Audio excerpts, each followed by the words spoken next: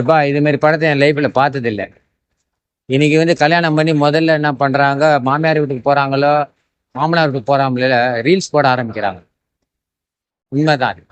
Reels போட ஆரம்பிக்கிறாங்க.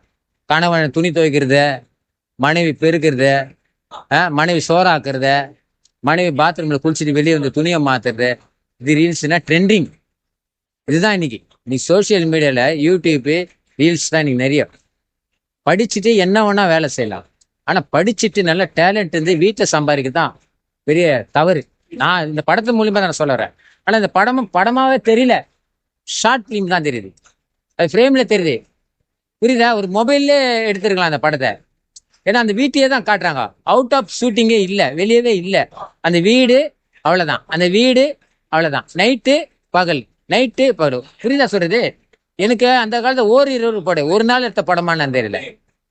Out of ஷூட்டிங்கே கிடையாதுங்க. சாங்கே எல்லாம் உள்ளவே, பிஜிஎம் எல்லாம் உள்ளவே, வெளியவே இங்க வரல. கேமராவே வெளியே வரலங்க, காம்பவுண்ட் விட்டு வெளியே வரலங்க. ஆனா அந்த அளவு நேர்த்தியா அந்த கதையை டைரக்டர் கொண்டு போயிருந்தா பெரிய விஷயம்.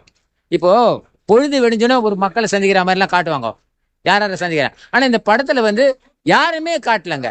ஒரு 4 நடிகர் தான் இதுல. இந்த 4 நடிகருக்கு 4000 கருத்துக்கள் இருக்குது. ஏன்னா ரீல்ஸ் ட்ரெண்டிங். புரியுதா சொல்றது?